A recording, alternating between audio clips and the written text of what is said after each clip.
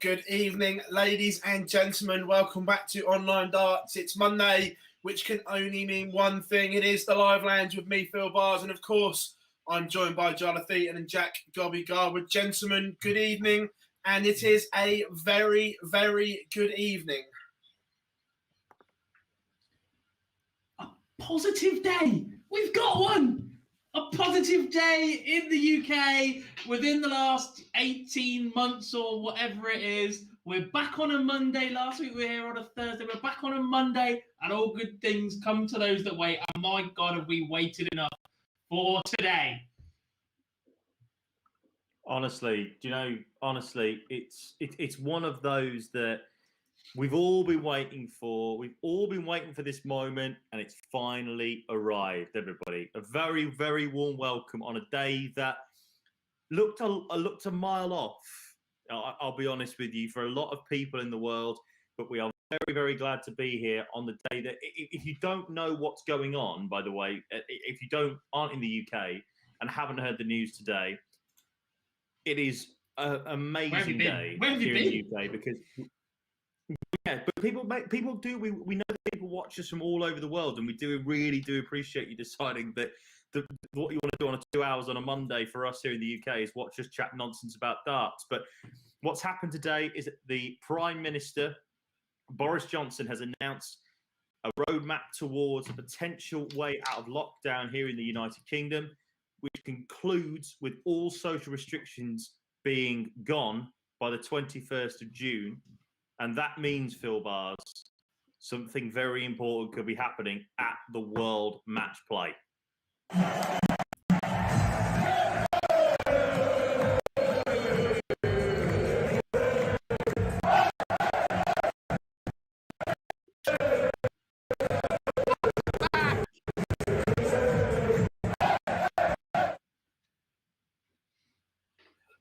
There is light at the end of the tunnel. All you beautiful people could be back in arenas. Look, we don't know capacities, ticking arrangements or anything yet, but for the first time, as Jar said, in a long, long time, arenas are going to have fans in for more than 4 hours, like it was at Ali Pali. That was a bit of a shambles, but you feel for those involved in that situation. Like it's just been constantly out of the hands of those involved. That was a bit disappointing to have them there and have it within our grasp. But we moved on. We've got away with it, and we're back. We're back, boys. 2021, here we come. Yeah, we'll come on to the fans in a bit more detail in a second, because we always start the show and we don't want to neglect everyone in the chat room. We're going to share some links on social media, and we're going to say hello to all you amazing people in our chat room, because already it is absolutely rammed. Stephen, Juanita, Stephen again, Pile of Sand, Kieran, Tommy, Simon, Owen, Rachel, Andrew, how are we all doing? Jonathan, Daniel's in, Martin, Rachel's loving the chat room. Some guy called Jack Garwood dropped in chat room, don't know who he is. Jake, James, Dave, Lee is in, Andrew, so many names, Jamie, Alan, they just keep coming up. Welcome along, everyone. Sean McDonald has joined us as always. Sean McDonald, obviously, you played at Q School as well. Welcome very much, Sean. Hope you're all good, mate. Good to see you. Yeah, and you know what I'm going to say. Make sure you smash that subscribe button so you don't miss any of our future content. Drop us a like as well if you like what we're doing, because then YouTube thinks we're good and we show higher in searches, which is always a plus point as well. But like you get more people to argue within the chat section next time. Yeah, like we said, guest time. Webby's going to join us around 8:30, and Nico is on at 9 o'clock. So all you people waiting for a sum up roundup of what had transpired on Friday night into Saturday morning, that will be with Paul Nicholson, because he tweeted on Friday, I don't think I have the words yet, but I'm sure I'll find them. He informed me he's found the words. So this could be interesting.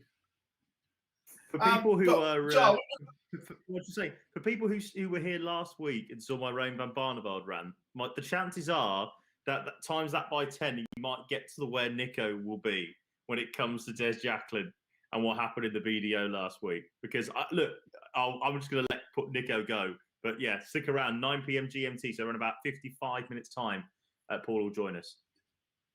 Yeah, exactly. Dave, thank you very much for your super like in the chat, mate. Muchly appreciated as always.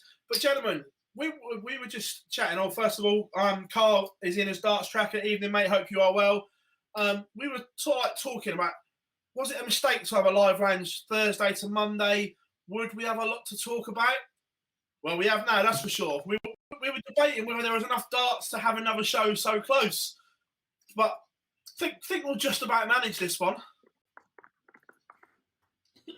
Yeah, I got asked on Twitter earlier, when are we going to have the debate about the best player of all time? Because we've teed it up and we've teased it so often. And every time we're planning the show for the next week, something else gets dropped on us. So literally, we're like, oh, we'll get a dead week here. Or we look at the calendar and we think, oh, we've got a week or two here and it will die down. And then some more news hits, and then some more news hits. And then we get carried away with people in the chat room who all want to know answers to different questions of things. The next thing you know, Jarreth and Phill are still sat there believing that MVG is the best player in the world, and everyone else is none the wiser.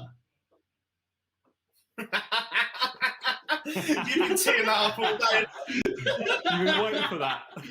You have been waiting for that. Me? God's been there with a paper, reading it off, practicing his ad-libs. He's like, yep, get it in. Boom, he's in.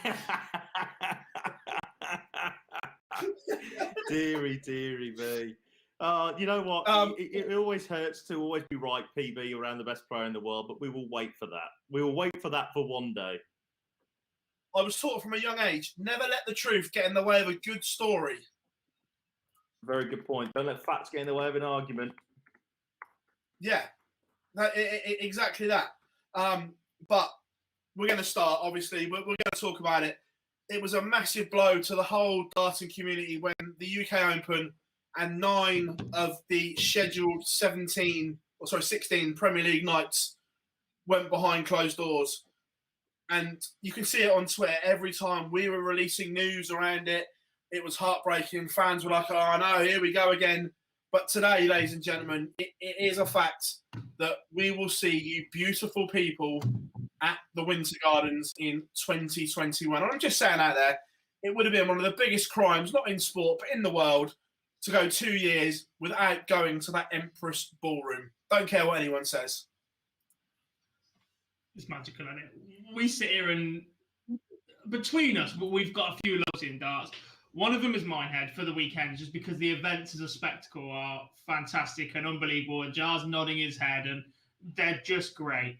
But forget Ali Pali, forget the Grand Prix in Dublin or any of that. The mecca of the PDC darts for me is the Empress Ballroom at the Winter Gardens. It is fantastic. It's a proper darting venue. You get people stood at the back. I just think the layout's brilliant. The side rooms of the things you could do in there. And it's got a pop world. What more could you possibly want? Yeah. Be more. That took a turn there. I wasn't expecting that. He just said it was like, pop world. Yes, pop world. Yeah, look, it's one of those that, look, primarily we're fans. Yes, we do this now as well, and we're lucky to do this and be in this position. But we started off as fans. And I've always said, forget the Worlds, forget anything. Ali Pali's, the Winter Gardens, the match play is the only one that I genuinely go to every year as a paying fan because it is that good. Right. So this is for people who have never been to the Winter Gardens. I know a lot of people in the chat room have. By the way, I want to shout out Luke Woodhouse, by the way. Woody's practicing on the board. Gave us a shout out on Twitter. So thanks very much indeed, mate. Really do appreciate that. So you're going to tell me he's not going to win a Super Series in this week, Joe? What's that, sorry? You're going to tell him he's not going to win a Super Series event this week? Because that was definitely you, by the way. That wasn't me and Phill agreeing and picking 4 completely different winners either. That was all you. It's a semi-final. He'll make a semi-final. Right, moving on. Need to talk about Blackpool because I could talk about this for a while. look, to anybody who was in the chat room who have never been to the Winter Gardens and never done a night at Blackpool, I cannot stress enough how much you need to do it. You hear the magical stories about the Ali Pali and about Minehead. We wax lyrical about it, but something about that place that evokes memories. It's still, if memory serves me correctly, PB, it's still the only original venue in the PDC. Correct. So it's such an incredible, incredible thing. And by the way, I've been called Jack Pond's little boy in the left frame. My hair is terrible. I appreciate that, but no. I was called Michael Smith last week. You get all the good looking I say I was called Michael Smith last week. I really am moving about, but no. Blackpool is a very, very special place, and it's the only tournament played in the middle of summer. It is a sweat box, but it is incredible because you get so many great matches. There are about 5 of the top 10 of all time that I've ever watched in darts probably have happened on that stage, Phill. Yeah, look, it's just one of them. And look, we don't get commission here. But if you want to go now that we know that fans are going to go there, pdc.tv, there are still tickets available. Yes, a lot of rolled over from last year, but there are still some, and they won't last long. Yeah. Now that we know fans are back, they won't last long. So literally, you've probably got a day maximum to get some for this year if you want to go.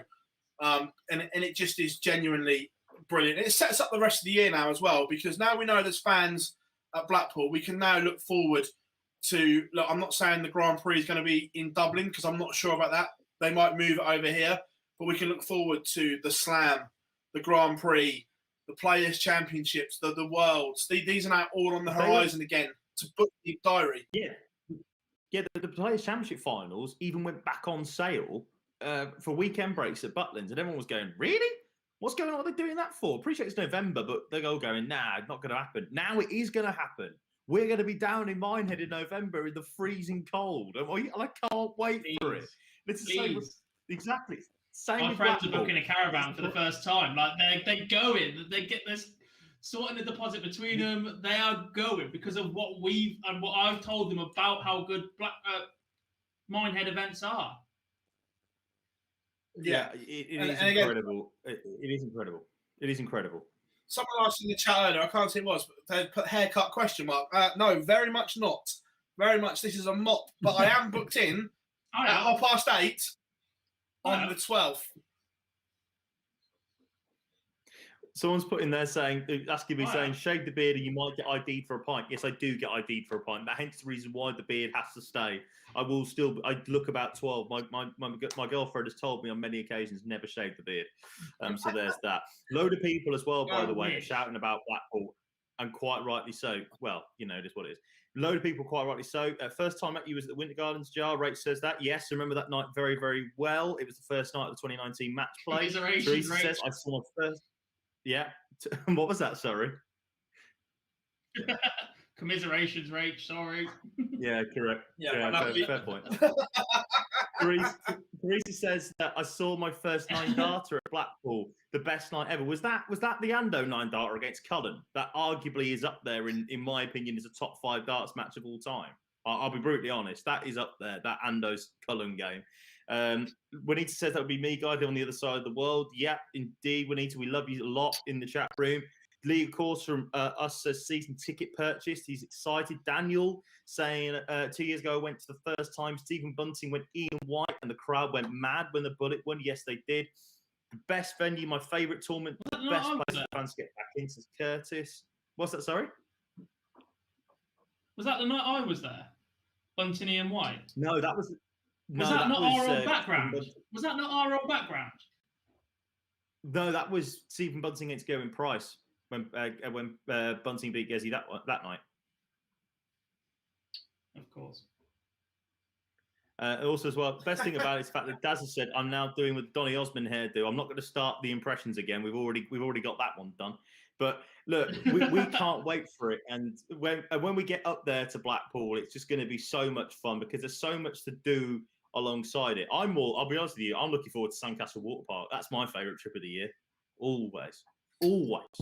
Yeah. There was a comment as well. I can't think where it was now, but they said Blackpool should be 250k to the winner. to balance the rankings. Yeah, 100%. Look, we've I said for a agree long with you time the world's lopsides the whole world rankings. That's another story altogether. But yeah, spread the love across the other tournaments, and you would have a fairer ranking system. I don't think that's one that none of us are going to argue about. But in the comments as well, just share your favourite Blackpool memories, because I appreciate the UK Open is the first tournament. How old are you? Cam McFarlane. I saw my first at Blackpool when Wes Newton hit one. Cam, you're ancient, mate. I'll tell you what, guys, as well. Go on, John. Go on, PB. No, go on, PB. Yours. I was about to say that a lot of us have been watching the old darts stuff on TV, the Darts Gold and whatever. And I know he does dip into the show every now and then. Massive shout out to Rod Studd, because you appreciate him more now when he's not been there, listening to some of his old pieces of commentary. What an absolute wordsmith and genius that the man is. And I had a little chat with him on message the other day. He said he's getting better and better day by day. So we might see the legend that is Rod Studd back in the commentary box sometime soon. I mean, I watched, but I'll give you an example on that one. Duzzer against MVG back at the 2019 match play. Watch that one back on arguably the best night of darts that I've ever seen live. Probably that one, 3 extra leggers and Mervyn King looking like a sponge after he knocked out Gary Anderson on the hottest day of the year. And that game, the way that Wayne Mardle called that game was incredible. A lot of people saying that, a lot of people saying that maybe we get carried away, they'll probably find a new variant. Look, we are getting a little bit carried away because there's hope. For once, there's hope. We know that there's a date where the lockdown is supposed to end. Like, do I think it's going to happen on the 21st of June? I think there might be a slippage in a couple of weeks. But the fact that there will be no social restrictions, supposedly, by the time we get to Blackpool, is a big thing. Because I remember talking to you last night, PB, just generally out of this. Didn't even think it was good. Obviously, we're talking about what might happen. And I thought our best option might be the way that the tables were at the World Championships. Nobody standing behind the back, everybody having to wear masks and just having tables like in fours. Now, with no social distancing, no contacts in it, we should be back to a normal match play, which would be incredible. Yeah. Look, we are getting giddy, but we haven't been this giddy for a while, so you'll have to excuse us in that. There was one in the chat room. Where was it? Nico, hi guys, can we have more Oasis puns for Liam Gallagher? Someone loved our Oasis job. Well, someday we may be a rock and roll star. We're going with this again, aren't we? For crying out loud. There was also a question, where was it? About Painter and Jenkins. Oh, the same one. Hi guys, you think it's a better darts player, Terry Jenkins or Kevin Painter?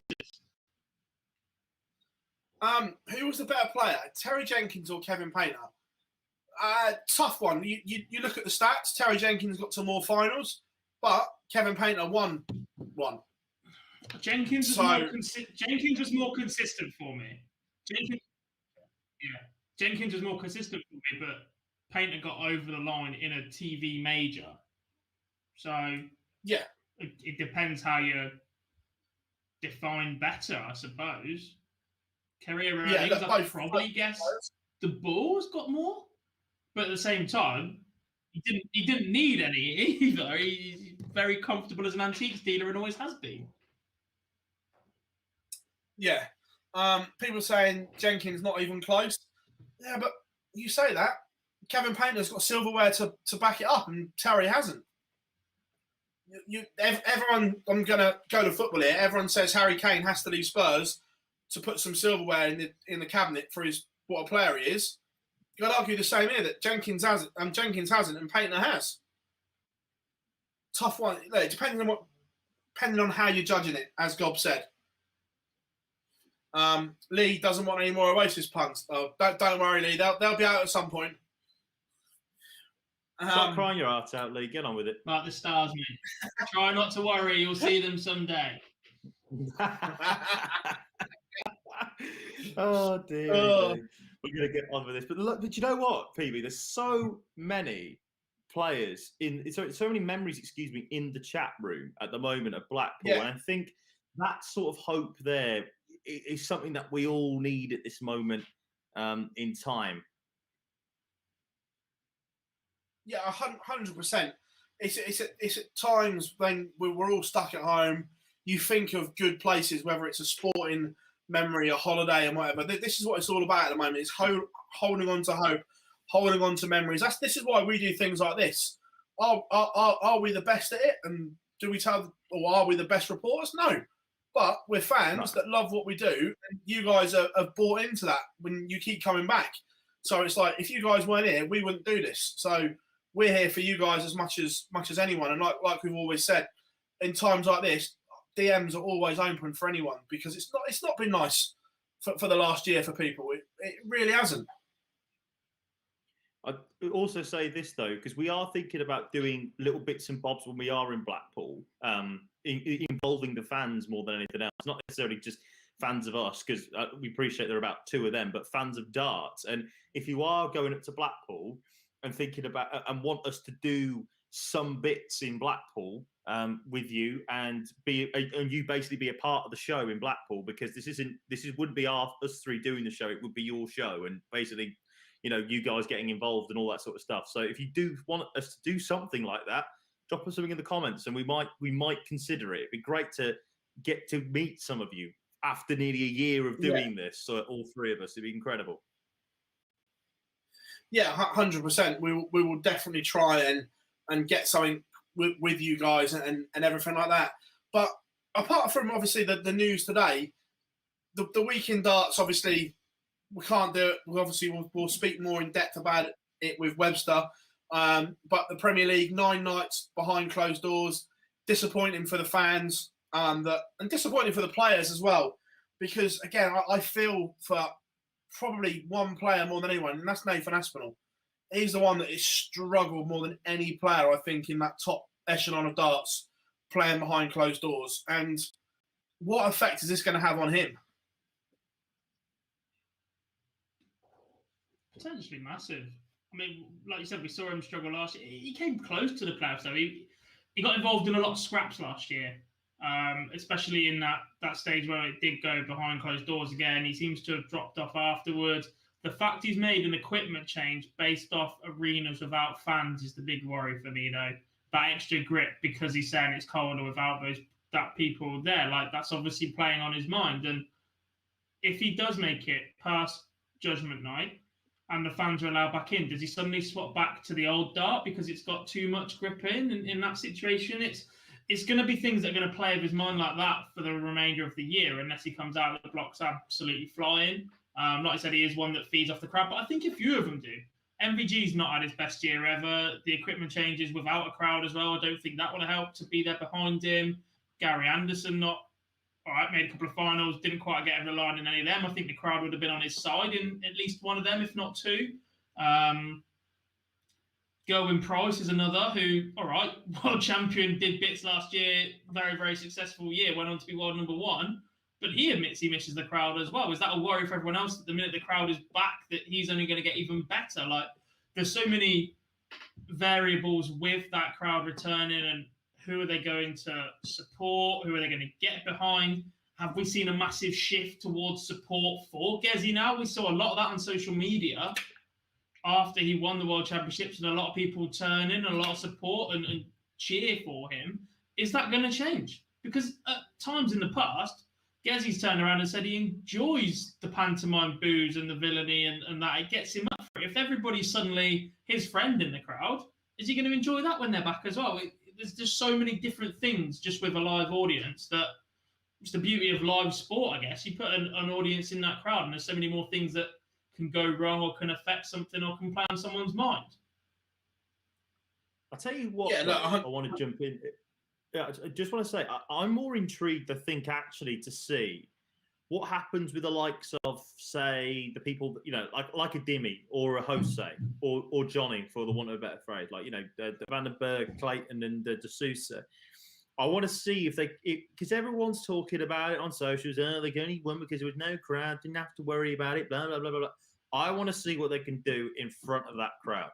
Now, I appreciate that I think potentially 2 of them could be relegated by the time that the Premier League goes back in front of crowds. It's a genuine possibility.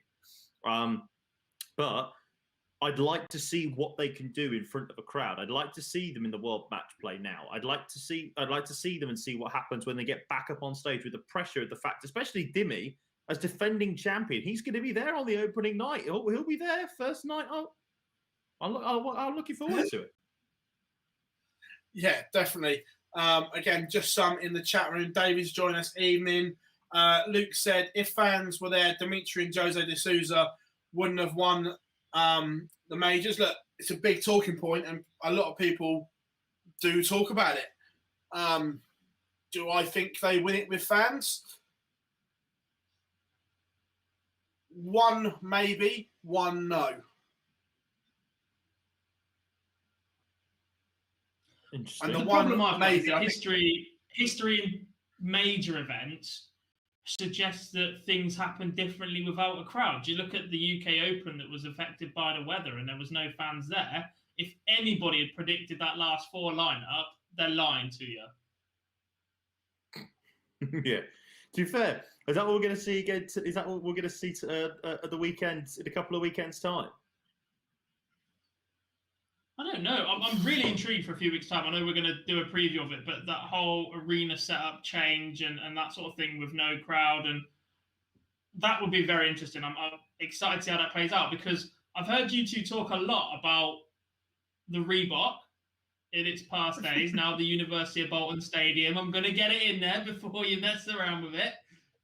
Formerly the Macron at one point as well. Yep. Other sports stadium branding names are available. But I've never actually seen the UK Open in that format. I've only ever known it to be at Minehead. I picked up PDC darts a lot later than you two. So this will be something intriguing for me and see what happens. Shame. Honestly, I'll say this. Do you remember that the 06 UK Open, Phil, was one of the best ever, I think, because everybody was waiting to see when Barney and Taylor would meet on that stage, on the main TV stage for the quarterfinal, when it finally happened. When it happened. And the other one that sticks out is when Robert Thornton, 2012, was it? Won his. Yes. That was the toughest one to ever win a UK Open. Yeah, but it was just the atmosphere, because when he beat Taylor, the place just erupted, and it was just absolutely. Just going back to what someone said in the thing, look, you can argue all day whether these players would have won them or not. One thing I will say is the players wouldn't have got away with tactics that they employed if there was fans there, because the fans would have been all over them. Fair one, Gob? I believe so. I definitely think there would have been a reaction to the way that we perceived some people went about their business over the last 6 months. Is the political way of answering that question? Yeah, 100%. Someone says, Phil, looks like you've got a goatee. No, it's just a lazy stubble where I'm going to shave for a few days. Just put it out there. I'll tell you what, the thing for me about the UK Open is I've always said, for me, it's the toughest leg play major to win. I still believe the world's the toughest one, because you have to go through set play, and that is an absolute menace. But I do genuinely believe that the UK Open is the toughest leg play event to win. I appreciate the match play, and it's the best 32 players, into going into July and all that. But I really, really believe it. I think because the open nature of the draw means you could have to go through the top 8 or the top 10. It arguably, as you've always said, Gob, it could be the easiest one. But I do genuinely believe that it is the toughest leg play draw to win, because you don't know who the bloody hell you're playing. Or the ranked majors, maybe, before anybody comes in with the Premier League. Yeah. That's what makes it enjoyable, though, because when the first session's done, they go up on the stage and there's Mason, Warrener, Della, or whoever, and you just don't know. You go back to last year, first round, the seeds come in, Nathan Aspinall against Michael van Gerwen. When the night before in the Exeter Premier League, Michael lost, Nathan played well, and you're like, wow, the defending champ against the then world number 1 in the third round. Just remarkable. It's the only tournament that can happen. And look, we said for a while that And then the draws do don't get forget boring as well, because we're seeing don't forget as well that over and over. yeah, don't forget as well that Peter Wright played Glenn Durham as well in that fourth round. And that one, I think at the time, Glenn had just gone back to the top of the Premier League with Peter averaging, I think he'd averaged 107 at that point in the UK Open the night before. Incredible when you think about it, really. Yeah, no, exactly. And that's the beauty and the joy of the UK Open. And this is what we said before about the way the draws are done and the seedings and everything like that, that they need to find a way of just mixing it up a little bit. Look, I appreciate the seeds are set where they are in there, but the non-seeded players, 8 doesn't always have to play 1 or 16. It just needs some way of varying it a little bit. Otherwise, we see these same games over and over again. The tennis method. Yeah, I was about to say, the tennis. Yeah, but look, I like it because it doesn't throw up the same ties. Is the thing. How many times have we seeded into the next round and that sort of thing? Like, it's not a direct inverse seed draw. Yeah, no, 100%. I'd like to see them adopt something similar. Whether they will or not, probably not, because they'll say if it ain't broke, don't try and fix it. Okay, but just from us fans' point of view. But while we wait for Webster as well, more importantly, the Super Series not far away, gentlemen. We haven't seen a confirmed list of names yet. Should imagine maybe tomorrow would see it confirmed, or it might even be out this evening. I hadn't seen it prior. Going to be interesting to see who plays and who doesn't. Like, first up, Marjanovic wins his tour card back and then doesn't play the first 4. Yeah, he's the only confirmed withdrawal that I'm aware of, and he put on his social media that it was a surprise to him to win his card back. He's got finances in his job to sort out before he can make the trips over, which is unfortunately the harsh reality of becoming a tour card holder. I spoke about this before, about an article I saw about one of the snooker players that was 1 win away from his tour card, and the reality sunk in that actually, as of 4 days later, he had to find nearly 1,500 quid for his entries into the next event, hotel and travel, and just didn't have it. And we speak about, or it was billed as the dream factory and the golden ticket, and yes, it is. It can completely change your life, but you need somebody there backing you. You need a solid financial base or a very, very flexible employer, and you need support to start it.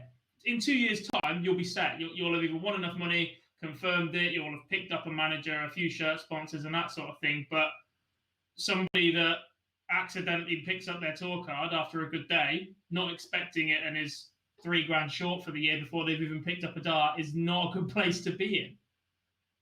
No, exactly. And we touched about this when we were on the stream, Gob, about building it as the dream factory. It really isn't for that reason. Yes, you can earn an awful lot of money once you're in that top 64, top 32, and etc. But for 2 years, 2-3 years, it's hard graft because of the way the draw is. It's a massive slog unless you reach that 64 in your first year. Quick Also, one. Ben said, Ben in the chat room talking about names that are withdrawn. Are you sure about Vandenberg, Ben? Because I spoke to Mac only yesterday and he was still in. So unless that's changed from yesterday, he was hoping to come over and try. So unless that's changed from yesterday when I spoke to Mac. Yes. He's also forgotten Wesley Harms. I imagine he won't be coming back anytime soon either.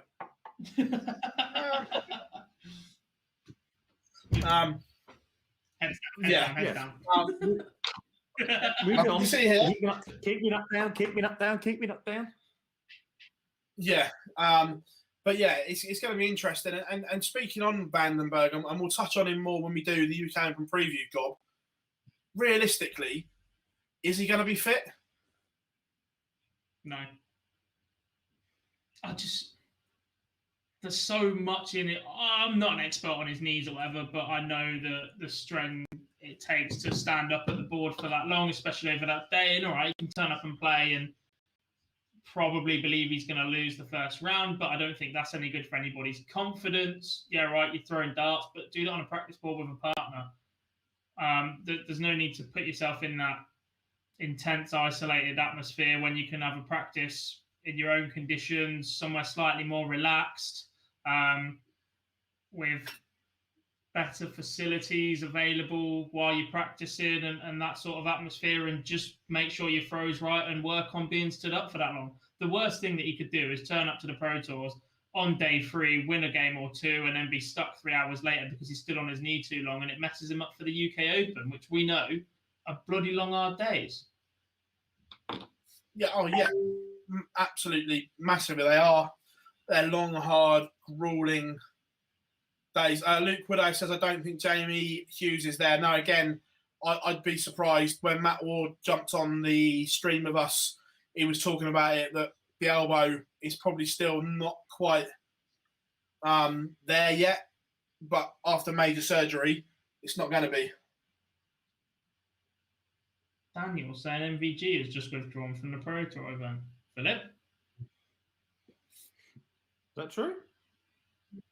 Spoke to him yesterday. Unless something's gone on since yesterday, but I had a quick conversation. Well, not quick, but I had a WhatsApp with him yesterday. Nothing on his socials. And no, yeah, nothing at all. Yeah. Someone asked earlier, when's an MVG interview coming?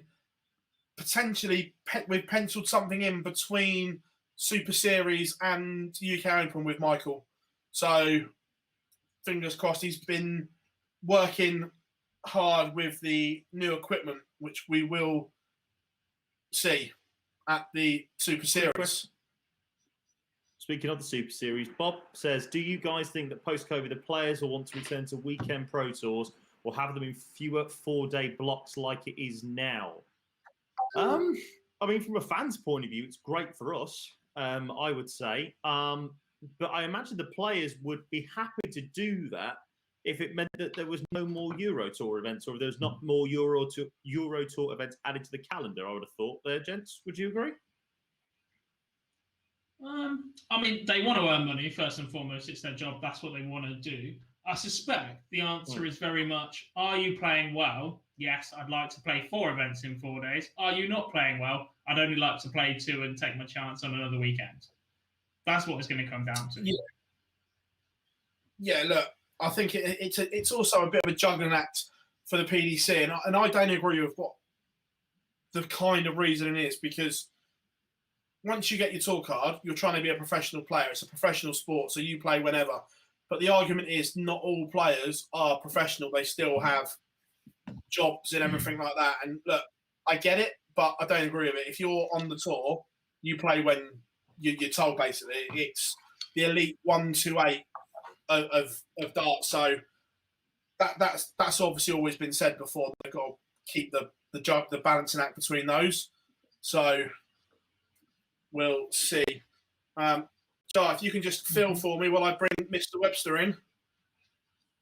I'm just saying before you get there, Jar. Just saying, big comeback year for Jackpot. Completely agree. Tipping him for a Super Series win.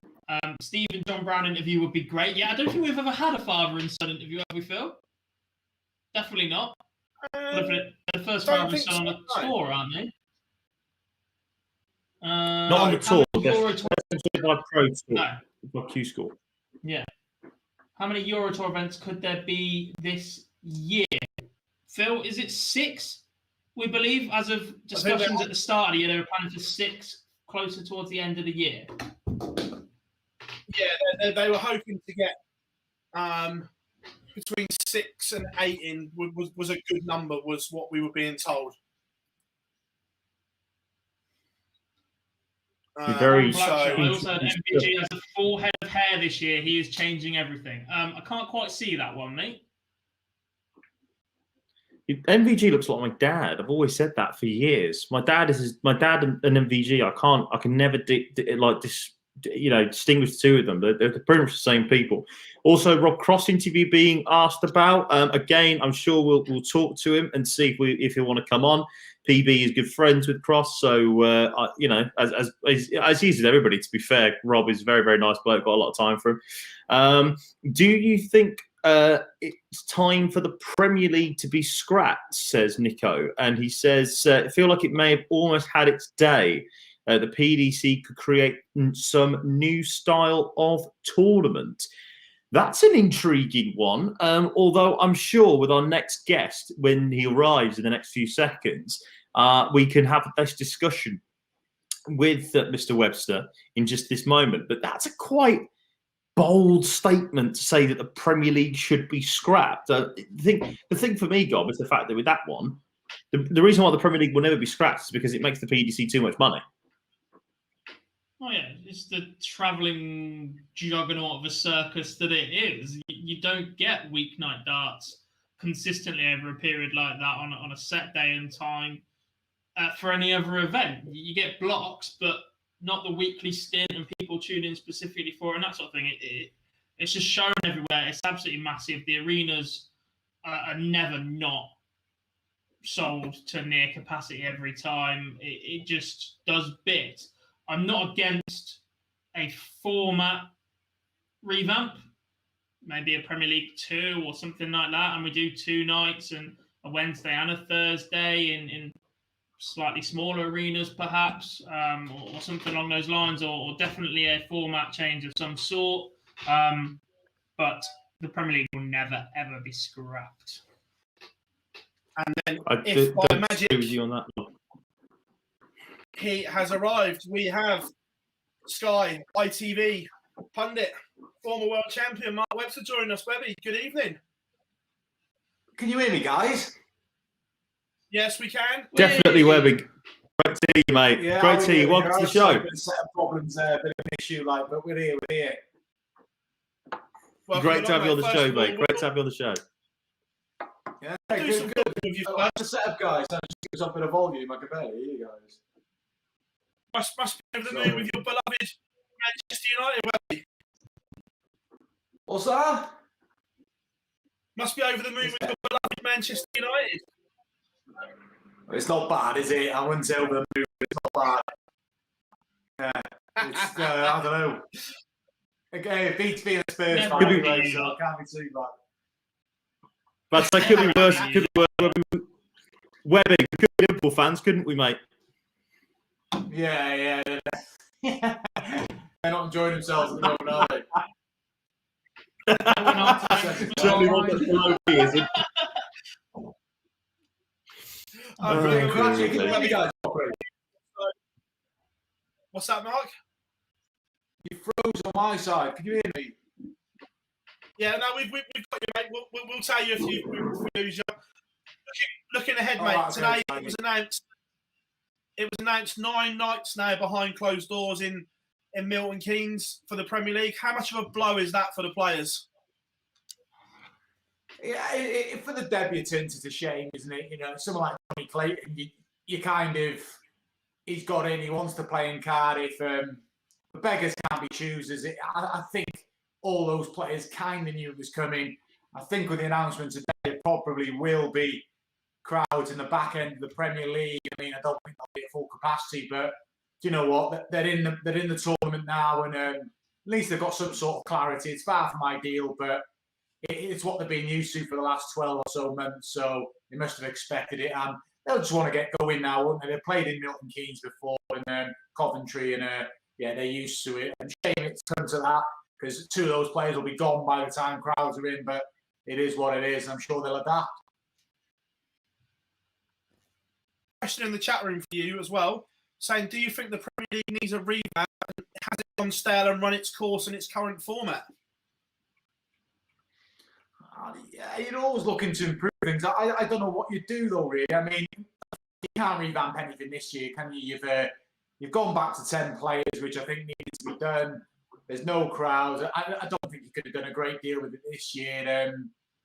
I think the PDC always looking to improve. I don't know what you could do, but yeah, I mean, it's gone back to 10 this year, and I think it would stay like that for the next couple of years, I'm guessing. But yeah, you're always looking for different things. But yeah, unfortunately, what do you do? I mean, you can't go and include many more players. So at the minute, I think it's the best they can do with it, really. What did you think to the way that they offered up the last spot effectively for the Masters win, and that sort of gamble that paid off on the last minute for them? Yeah, I think it was a good angle, wasn't it? It was quite a unique match. It was pressured. I mean, they must have had an inkling. Whether they didn't know officially, they must have known Merv and Johnny. And I think it was the right way to do it. Do you know what? It was a spot that was up in the air. There was talks of Dave having it, James, Michael Smith. But you know what? I think one of their two players just gives it something different. I think particularly Johnny, you know, I know what it meant to him. I'm a good friend of his, and I like the way it went. The last spot went. I mean, players a bit disgruntled, but no, I liked it. And like you said, it just sort of fell into the lap, didn't it? The opportunity to have a playoff for the Premier League. If they could do something like that all the time, but you've got to be careful when you do it in the Premier League in those players are in form. But I like it. I mean, I don't know how they could do that again next year, but I really did like it. And it'd be good if the players knew next time, and just adds that bit of pressure of what they could achieve. I think for me though, at the moment, it's the strength of Welsh darts is off the Richter scale. It looks like, obviously, we know about Gerwin Price, and obviously what he's achieved, winning the World Cup, obviously as well alongside Johnny. And you look at what's happened to Welsh darts as well. Louis Williams has come through through Q School at the moment, and he's obviously had his nickname now given down to him by the legend that is Richie Burnett in the Prince of Wales. Loads of other great Welsh players. I think it's just now they're starting to take the plunge, and seeing Gerwin Price and Johnny Clayton and what they're doing, you know, it's making me think, you know, I'm going to have to go. Yeah, there's more come through. Louis come through this year, and you know, you players like Jamie is missing out. We know how good he is. He's had a bit of a rough time, but it's Nick Kenny as well emerging. I think we'll see more and more come in the coming years, but it's owed a lot to Gerwin Price's impact. You know, it's making people pick up darts in Wales, and yeah, big testament to him and Johnny. And, yeah, it's good for the country, but it's always had good dart players. We just haven't really seen them emerge forward.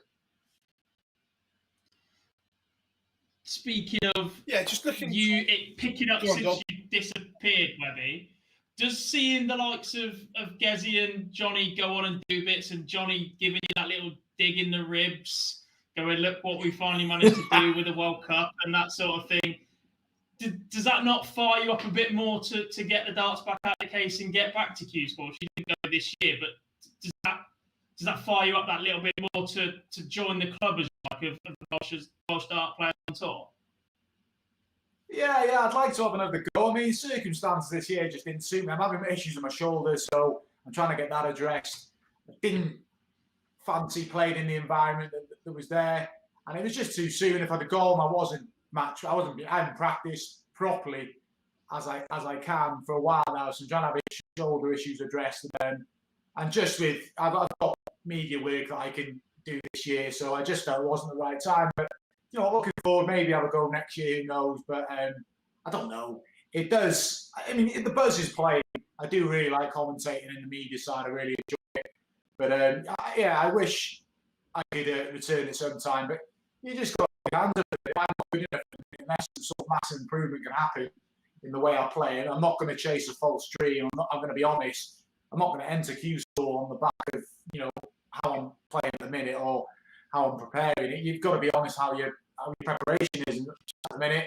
I don't fancy it, and going forward, who knows? My attitude towards it might change, but circumstances this year just weren't for me. And nice, really. I was quite relaxed about it this year. It was a big decision last year, not so this year. And yeah, going forward, we'll see what happens. Still a big fan, obviously. I like watching darts. I'll get into it, and luckily, I get the best seat in the house for those events. Yeah. Question in the chat room for you, Webby, from Bonita. She says, Webby, who do you see continue to improve and move up the rankings this year?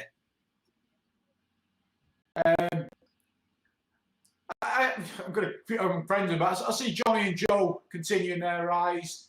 I think Johnny just a no-nonsense player. Joe finally at the World Championship proved what he can do. Just went a bit missing, and it was like, but now he's got the next step because Joe Cullen fits the profile of Premier League player, but he's got to start producing on a more regular basis. He knows that, but he's probably had the best year of his career since how he kicks on now. So, yeah, credit to him. And I'm looking forward to seeing the young lad from Wales, Louis Williams, playing. So I was impressed with him in the UK Open, I think, as a sort of surprise package, not to fly up the rankings, but having a good year where he steadies himself. And then players like James Wade, I see just doing what he normally does. Every year you kind of think, is it time for him to slide? He never does. He digs in, so I expect big things from him. Michael Van Gerwen to return and get the fear factor as well. And I think more of the same. Kevin Price there, Peter Wright, Gary Anderson seems like he's got a bit more appetite about how he's going to play this year. He's going to play more. So I'm looking forward to seeing everybody back. And I think the Pro Tours coming back this week I think the players are excited now, aren't they? They're sort of chomping at the bit. They're ready to go. Those who haven't played since the Worlds, those who played in the Worlds want to carry on them runs, and ones who missed out. And the new tour card holds. It's a good mix going to Bolton. And I'm looking forward to the year coming up, really. Yeah, that's a good, interesting point. You talk about the new tour card holders, Webby, because Lee in our chat rooms asked who out of the new tour card holders you would actually expect to challenge for a title over the next couple of years. And also, I want to jump on that and say, if you had to pick one name to win an event at the Super Series coming up this week, who would you be picking? Super Series coming up, you've got to look at.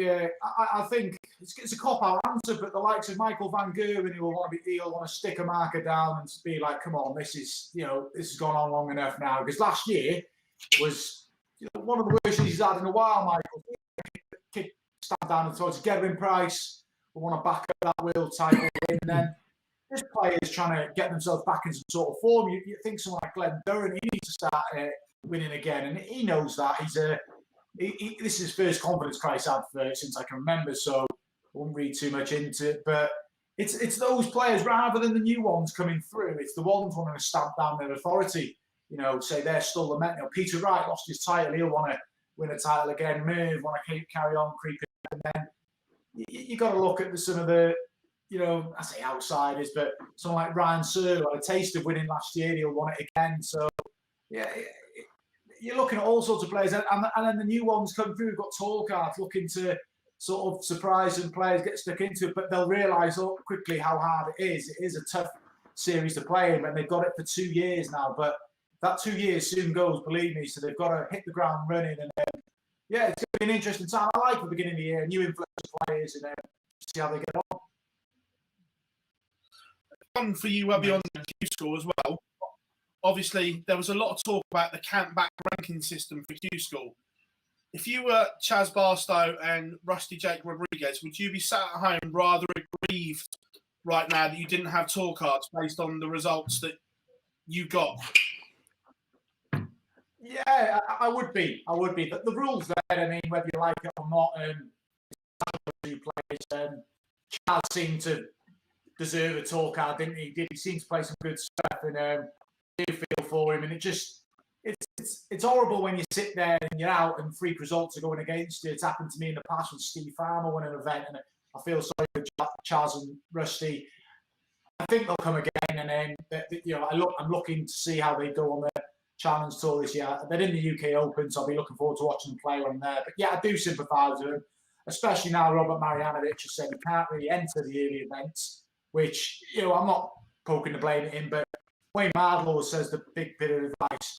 The tour are technically the easy bit. Make sure you've got the means to play it. And I don't think it's helpful for Robert to miss too many early doors. He's got a job and a family. I get that. But, you guys know you can't miss events. You've got to try and play in every one you can. And, you think if Marjanovic misses the Worlds by one round, he'll look at these early ones. So that'll hurt Rusty.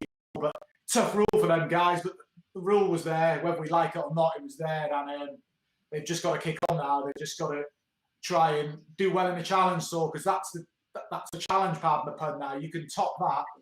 You're probably playing everything anyway. So, that's their opportunity now. I think I one want to question. a little bit more on. Sorry. Go on, go. You go. No, go on, you go. While we're talking about Q score, I was just going to talk about the European Q score and how it continues to get better and better. We're seeing more and more names that are recognisable miss out, like Sir Richard Veenstra this year, and a few others. How long do you really think it will be until the standard completely matches the UK and we're getting an even split for players that are entering and starts to move a little bit more international, European as a start rather than just the UK? Yeah, I think we're getting there. He made a good point. I think there's still a bit of a gulf, but yeah, we're getting there. I think that helps with the European tour events allow players to come in as guests on this. That gives a bit of a taster for them. And that helps with their experience when they go to the Q school that they've not just going in there cold. But yeah, it's generating a lot of interest. Now, I think maybe some players might have stayed away this year because they're unsure of what was happening. So I think entries will go up again next year. But no, I've been impressed. And when the players come onto the circuit, you know, that establish themselves. And you look at Ivan Bowl, it took him a while, really. He's a player I should have mentioned earlier, actually, to carry on his rise in the rankings. But, you know, it takes a couple of times. You see someone like Neil Zonneveld, who got his tour card, knows what it's about now, and he's got it back again. And now he's not going in. He knows what to expect. And I think for the newbies, that's maybe part of it. But I think that 2 years, just survive and then you kick on. But yeah, definitely, I was impressed with the standard at European Q School. I'm with you. I think it's getting closer and closer. And yeah, it will be even playing field surely in a few years' time. Well, a lot of the European Q School qualifiers as well are going to be involved in the UK Open. Obviously, whether you're going to be commentating on it for ITV in a couple of weeks' time down in Milton Keynes. First of all, how excited are you to see it back in the original room, in one room like it is in Bolton, like it was back in Bolton? I've heard the rumours from ITV saying that it's all going to be all in the one room.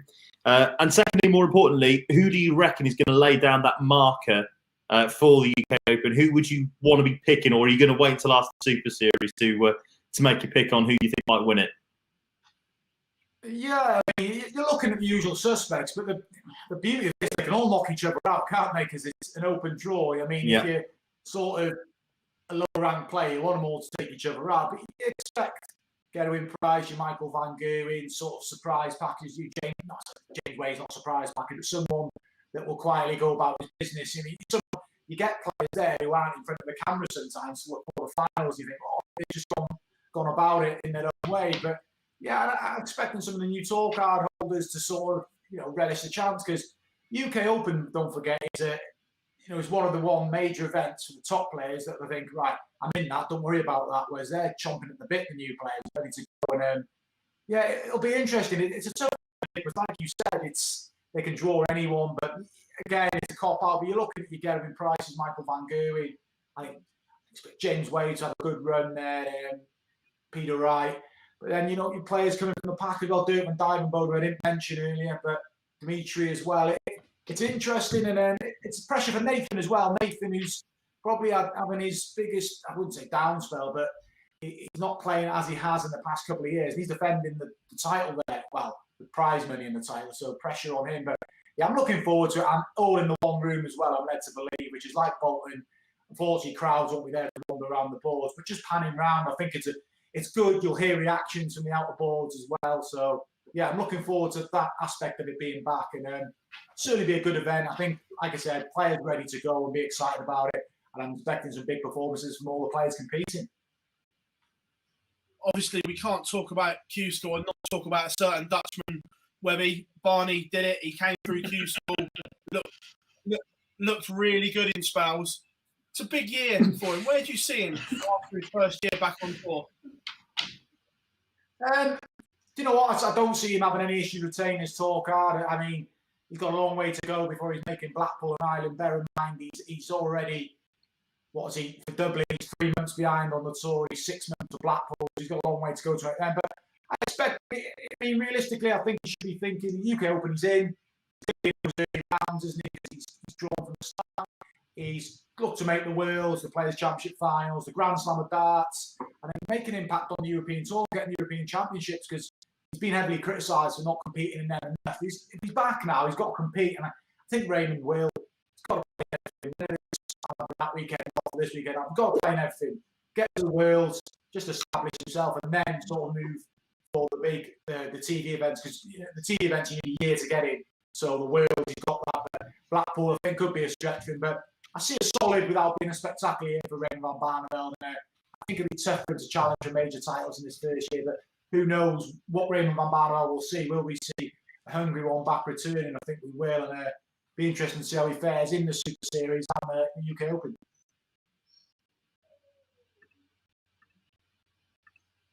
Anything else, gents? Webby, while we're here? No, just to say,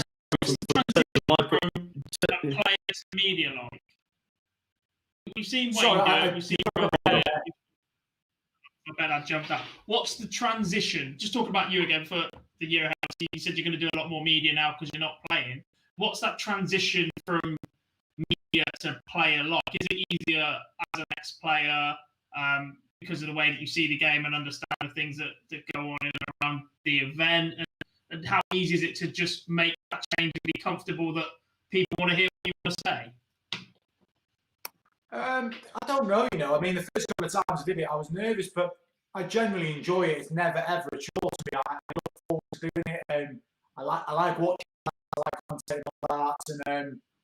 And you kind of know as a player how people feel. You know where there's key legs and you know how you felt in that position or when you're under pressure. I mean, me and Mad will often talk when you throw in a deciding leg for the match and you sort of you score 140 rather than being convicted. That's where nerves can creep in. You can kind of read how the players are feeling. But no, it's interesting. You kind of, for me, who sort of harbour some slim hopes still playing, you're still learning. You're watching players, what they do. It might be, I don't know, still a way a certain player goes for a finish. I think I might give that a match. But you know what? I enjoy it. And I get into it as well. It's you kind of getting involved in a game. It's got everything. I mean, I think I worked on Scott Waits and Matt Campbell's game in the World Championship, just jumping out at me, and you just get engrossed. It was a fantastic game, and I'm a lucky boy to be doing that job. I appreciate the opportunities afforded to me by Sky and ITV, and I enjoy it. And and it's probably why I've stepped away from playing at the minute, because I just focus on that, the different pressures, and I just enjoy my home life a bit more as well. So I do like it, and not an easy transition. You have to do your work, but I'm lucky, and it's fun. Look forward to a bit more this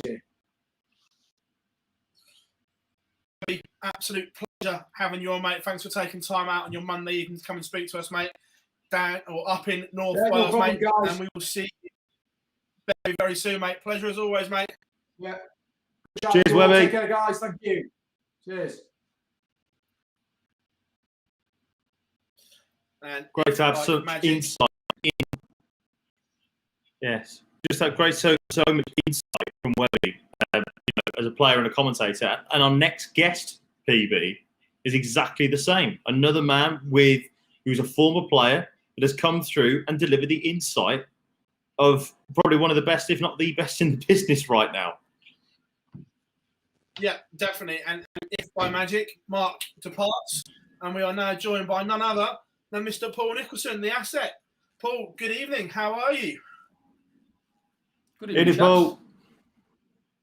How you going, guys? All right?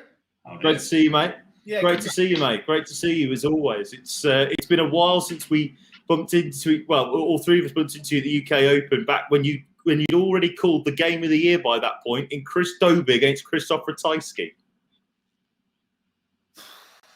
Wow, it seems like a long time ago, doesn't it? I mean, there's been so many great games since then, but some things just stick in your mind, don't they? I mean, what is it about Ratajski and Dobie that every time they play each other, they seem to deliver something? But I get the feeling that Dobie, especially, is someone who is brimming just under the surface. And I think he needs to start looking at some of these performances that he's had. And 2021 could be possibly the next step for him. But I think you could say the same about Ratajski as well. But lots of great games between then and now. And we expect in the coming days. getting a lot of love in the chat room already, Paul. Saying hello, everyone, a lot of love. But we've saved this part of the show deliberately for you. The darts world had gone a little bit quiet on Friday, and then there was a certain Facebook post by the whatever he is, ex-current BDO chairman, and you tweeted out, "I don't have the words right now, but I'm sure I'll find them. Having time to consider and reflect, have you found those words to what an arse that man is?" Well, the fact of the matter is, if I'd have been speaking to you right now in direct, correlation to that tweet coming out, what I would say now would have been very different and very blue for that matter. I was sitting up reading that thing on social media, and I was absolutely red, and I just couldn't believe what I was reading. And the fact of the matter is, Des Jacklin gave me a job once. He directly employed me for the World Masters that was won by John O'Shea. And I'll forever be grateful for that, because I got to work with Laura Turner. I got to work 2 days with John Gwynn, which was absolutely brilliant. It was so much fun. So I'm always going to be grateful for that.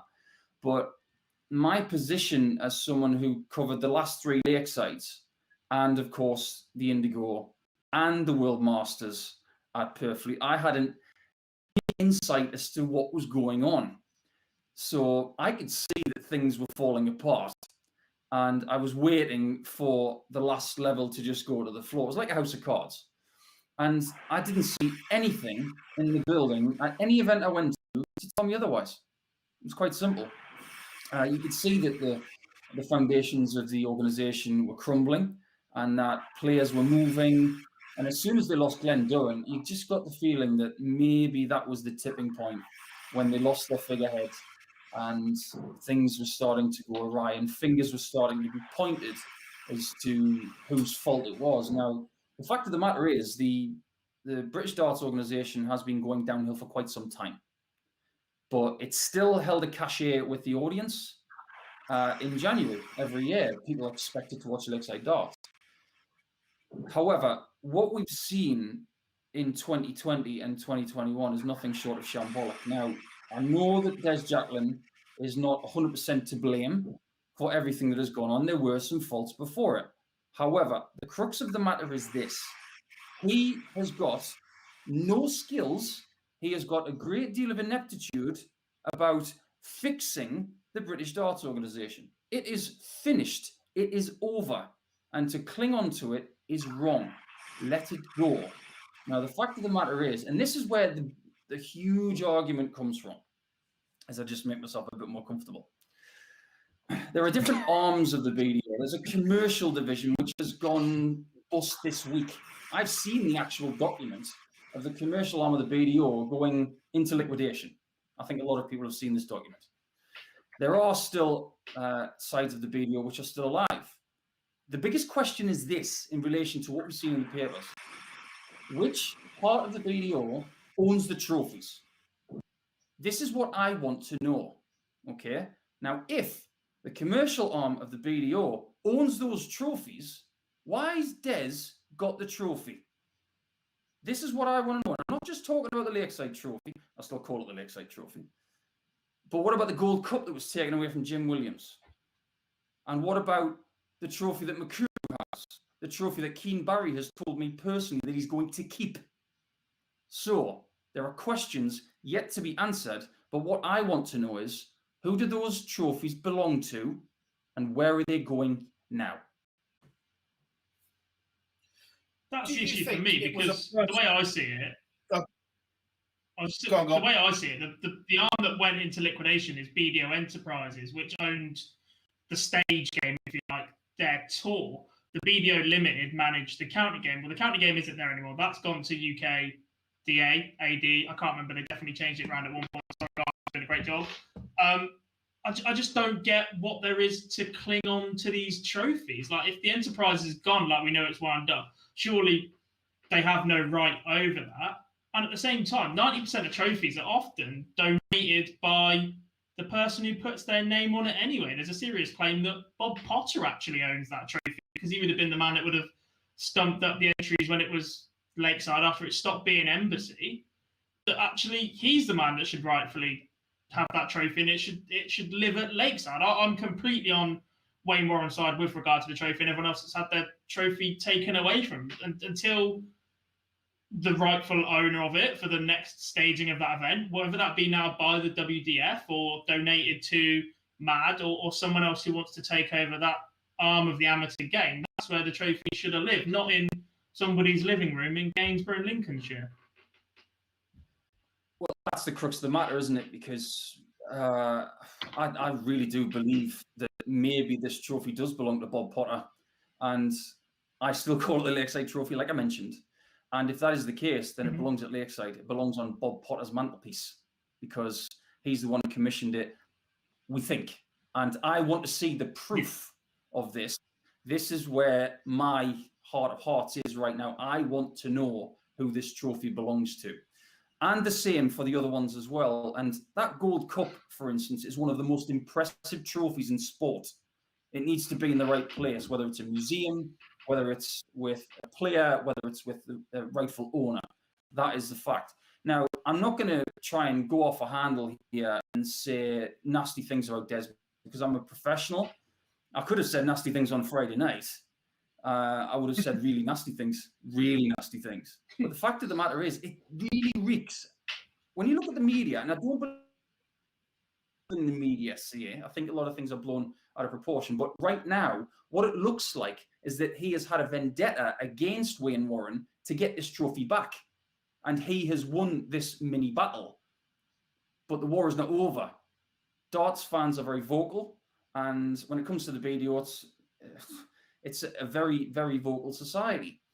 We won't rest until we find the rightful owner of that trophy and it's in the right hands. Now, if for whatever reason he's got some legal paperwork to say that he owns that trophy, then we'll have to, drop our keyboards and stop saying stuff about it. But the fact of the matter is, I think we all know that it doesn't belong to him. And he does play darts. That's the only way he's going to get his hands on it, because he's never going to win a world title. And I want to know what's going to happen with the other ones, though. Is he going to go after Mikuru? He'd be a really brave person to do so. Is he going to go all the way to Japan now? That wouldn't be a rightful trip under COVID regulations. We know for a fact that this trip is not necessary. Is he going to go to Japan and get this trophy? He's not. Is he going to travel to Keane's place and get that trophy? He's not. I very much doubt it. So from here on out, I think we need to ask the other really interesting question. He says the BDO is still alive. Well, modern amateur darts is very alive. I know this. PDC is getting ready for another great season, and the WDF are doing some great stuff. Where's the BDO in all of this? They're dead. You forget. Let's just. You forget the time. We've Yeah, had you forget the. over the last 40 years. Let it go. Just let it go.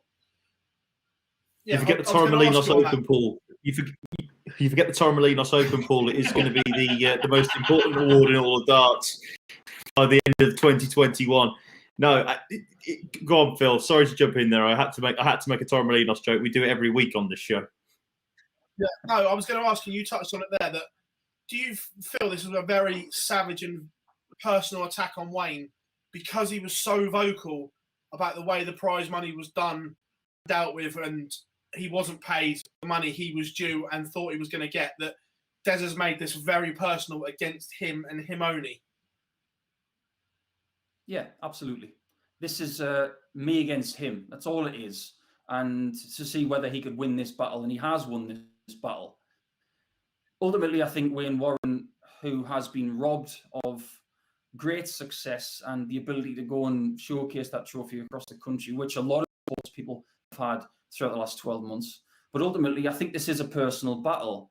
And if we believe everything that we think, we've seen over the last few days and indeed the last 12 months, I think it labels Des Jacklin as a huge narcissist. And I don't mean that in a really nasty, vengeful way, but that's the way it looks.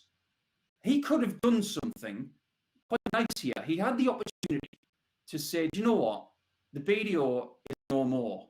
And until we find the rightful owner of this trophy, why doesn't the last person to win it, why doesn't he hang on to it? It's not like Wayne Warren's going to go and pawn this trophy. He knows it doesn't legally belong to him, but he will maintain the character of this trophy and the integrity of this trophy that has been won by great players until its rightful home is established. Now, I believe that trophy belongs in a museum, if it doesn't belong at Bob Potter's house in Frimley Green. But this is quite a nasty thing he's done. He has bypassed the opportunity to do the right thing. And I think that is one of the things that has really got the back up of the darts fans and the analysts within the game. And I think the opportunity has passed. And we all looked at Des Jacklin with question marks over the last couple of years. But now we look at him very differently. It's not question marks we're looking at him with. It's with anger. I completely agree. And I've followed the story quite intently. I wrote a couple of things back in the early days before the counties even took their vote, saying that was the direction I thought they should head into, that actually the separate nations or a new body needed to come in and run that side of the game. The WDF had already said they weren't going to recognise the BDO as their affiliated World Championship anymore. And that was it then. That was it. And the minute that the BDO accepted that the counties wanted to move on, and those 8 or 9 that were resisting a little bit and wanted to stay together all accepted that for the good of darts, they were going to move under the UK AD banner, that was it. That was done. The enterprises had no purpose. They were getting wound up, and the limited had no members. I don't get how they can be parading saying that the BDO is still alive. There's no membership. There's nothing. It doesn't serve a purpose anymore. That is correct. And this is where the whole thing of narcissism comes in, because when you think about it, he thinks that the BDO is alive when it's not. And we all have to accept that. You know, I'm 41 years of age, and the first world champion was crowned in the BDO the year before I was born. So I've grown up throughout my entire life watching BDO darts. But ultimately, within any sport, you have to have evolution. We've had different periods of evolution, of course, with the split back in the early 90s, Barry Hearn taking over and taking the sport to different heights. And the amateur game has been in the hands of volunteers for the best part of a couple of decades. So now we have a thriving business, and we don't want to stop here. We don't want to stagnate. The thing about the BDO is it did stagnate. It hasn't gone anywhere in quite some time.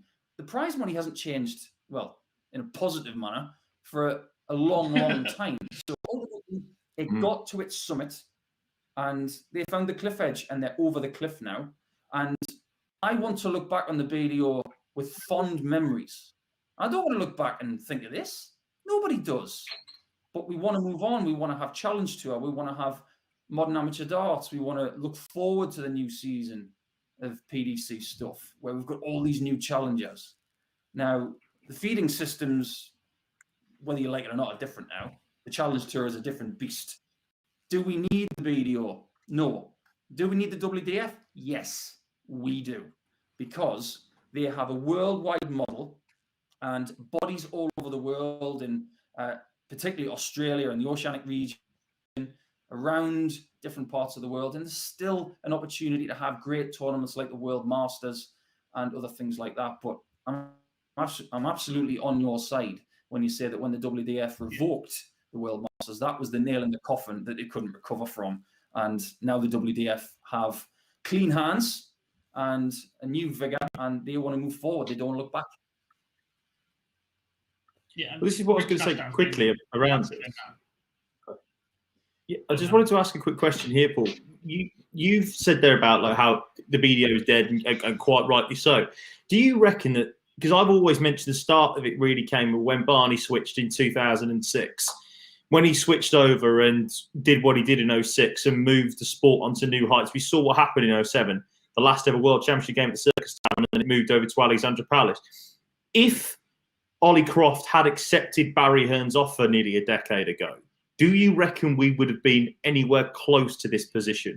Because it is, for me, the moment when Ollie Croft said no to the offer to redo the game and reunite the game, that was when Barry just went, right, sod it, I'm going to do something better. And he did in the Challenge of the Dev. Yeah, I think the comparison of, say, Des and Ollie Croft. I don't think that's a fair comparison because Ollie did an amazing amount for the game. No, and I agree with that. I agree with that. What I'm saying is that, yeah, I agree with that. I'm just saying that I think that maybe the split happened. Once the split happened, once Ollie Croft refused Barry's offer, that was when maybe the start of the BDO properly declined before Des just took a chainsaw to it. I think that's actually true. When you think about the blueprint of what the champions were doing after Raymond van Barneveld moved, there were people before then who were making a name for themselves. John Boy Walton, Tony David, Ted Hankey at the time, and others who did not choose to go to the PDC. Now, one of the ones that I remember fondly is Richie Davies from Wales. We used to call him Lamb Chop, great nickname. And one of the best dart players in the world at the time, but just wanted to play as a hobby. But at the time when he lost to Raymond van Barneveld in a world final, I'm thinking to myself, why don't these guys who are genuinely one of the best dart players on the planet, why don't they move? But when Barney decided to do it, he almost said to everyone, okay, I'm going to do it. Why don't you follow me? People did. Michael van Gerwen, Klassen, Van der Voort, Mark Webster, Simon Whitlock. Are you starting to get where I'm coming from? Win Lakeside, do well at Lakeside. Christian Kiss. That's what Barney showed everybody. Yeah, it's an interesting one. A couple of people in the chat room, Paul, have said they love the idea of a darts museum, but what city should it be in? Stoke. Oh, that's a good question. Stoke. It's got to be Stoke, isn't it? Because it's got more titles than anything else. It's nothing to do with Adrian Lewis or players from there. It's the fact that that area almost christened world champions, didn't it? I mean, it was the area of the Midlands. It could be Nottingham, because I'm sure that was where Leighton Rees won his title. So maybe you could have it in, it was in the same city that Robin used to part throw of the Midlands the old, club, but that's now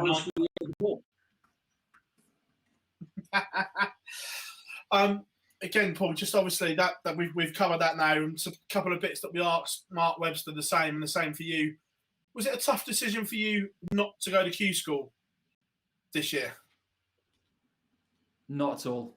It was all medical. I mean, the fact of the matter is, I've got an appointment in about 48 hours' time, less than that actually. About it's a really important consultancy appointment about looking at surgery. So I knew that what was going on in my shoulders wasn't right. I mean, I can play darts. You can see my dartboard's up on the wall. I can play for about 15 minutes without any pain, but my experience of 2 Q schools, one successful and one not, is that you can't tackle a Q school the way that my shoulder feels. And there were times playing the Modus Live League last year. I particularly remember a game against Scott Mitchell. I was sweating so profusely through pain that when I went off the air, I just felt like I was going to cry again. But at the same time, you've got to be honest with yourself. And much like Mark, he made the decision and was comfortable with it. I was too. I left it as late as I possibly could. I thought I owe that to myself and to Winmau, who have been with me for 7 years now. And I thought, if I'm not in the right state to play proper darts, I'm not going to go. But what I am going to do in 2021 is I am going to be as fit as I've ever been, and hopefully with surgery or rehab, whatever is needed, I will be able to go to Q School in 2022, maybe in better condition than I was when I won through Q School. So that's the aim. I just don't want to do it half-arsed. You know, what's the point in doing that? You're just going to lose. You're going to lose to some of these young upstarts. You're going to lose to some of the experienced guys. When you go there, you've got to be ready. And 2021 is the year of getting ready. Just touching on what you said there, obviously, your media work is the way you're regarded now. You're up there with the very best, and that's just not me saying that's on social media. But is there still a part of you, everybody in this deep inside? Everybody in this team. Everybody in this team, I should say, Paul. Is there a part of you inside that still thinks I can cut it at the top level with these elite players as well? there's a small proportion of my stomach that still has a fire. And it's almost like a pilot light. You know, it's about what you do with that pilot light, isn't it? Every time I think about me playing darts, I go back to what Wayne Mardle said about his fire going out. And I've almost used that as my little gauge as to what I want to do. So that fire's still in there, because when I do have the odd throw without pain, I still throw and I still have focus. I think I'm a better mental player now than I ever was. But I'm not the same physical player that I was when I was 29, when I felt like I was indestructible.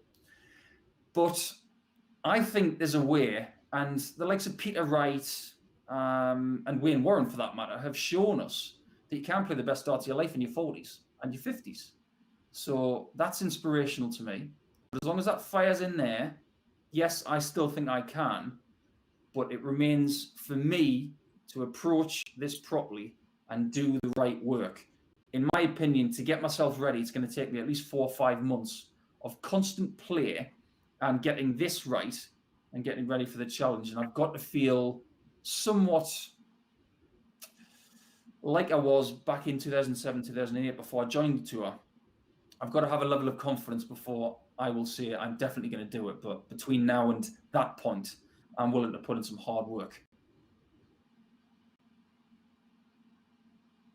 I just want to jump in with that one. If, God forbid, you never do make it back to the tour, any regrets? Anything you'd have done differently looking back on your playing career? I am the king of regrets. I think I regret giving the DRA so much money. I mean, that really single-handedly funded their Christmas party. The amount of notes that I currently put in it, kind of silly. So no, I didn't enjoy those meetings at all. But then again, I did set a precedent for a lot of the rules that are actually used now. I don't know whether that's a good or a bad thing. There's a couple of things I regret. You know, from a personal level, I shouldn't have let the crowd get to me at Blackpool against Wes Newton. That was probably the start of my downturn, that match, and I look back at that match with nothing but hatred. It was awful. I'd love to redo a couple of moments in that match, especially 3 darts at tops to win. But I think that my biggest regret, and what I want to do is clear any wrongdoing here of Adrian Lewis during that World Cup final, because Adrian was telling me off for the right reasons. A lot of people don't know why he was having a go at me. They thought it was because of my conduct. Well, it wasn't. It was to do with the fact that at the end of the match, the Sky cameras didn't see that I slammed my darts on the stage, and that was a bit of a bad habit for me at the time. And two of the darts at the stage, one of them careered off the edge and hit a cameraman in the leg. That I really regret. And I was fined accordingly. And at the end of it, I held my hands up and I said, I shouldn't have done that. But at the time, Adrian was in the right and he told me off and he had every right to do so. Love that story. Also, do you know what though, Paul? This is the thing we talked about this with Webby when he was on, and we'll talk the same with you. Now that you're in that position of in the media, calling the Pro Tours, calling the Euro Tours, I presume we're going to be seeing you on PDC TV from Thursday onwards on the Super Series. Do you find it really interesting to go from being a player and play and now calling a game? Because can you just spot whenever something's wrong, whenever someone that you normally can see their action or the fact that they're completely missing a dart, a treble, you know, the dart's very loose. Can you spot that pretty much straight away from a game now? Yeah, pretty much. It's one of the joys of being someone who has been on the hockey and someone who now has multiple camera angles to look at their opponents. Now, if you look at 2018, for instance, when I had a decent year, qualified for the World Championships and had a great run in Gibraltar, and I'm going back to one of the questions you were given to Mark earlier. It was about how you handle things as a player and handle things as a pundit. I had the busiest year of my career in 2018 because I was working for so many networks and I was playing full time. So I split them in two. When I was playing, it was a break from the media. when I was in the media, it was a break from playing. But at the time, I was getting so much inside information on players by watching them as a pundit. It was not even funny. And I can read the tells on the players' faces as well as the likes of Chris Mason, Alan Warren, a little Wayne Model, Rod Studd, and all the great pundits in our game. But I think the players, especially John Part, who I genuinely rate as one of the best pundits I've ever had, I think he can probably read anyone better than anybody, but I've got a pretty good read on most of them. And I'd love to have one more crack at them with the knowledge that I have, I will say that. Well, here's a couple of questions there, Joe. If we're talking about, obviously, about... Go on. You go, mate.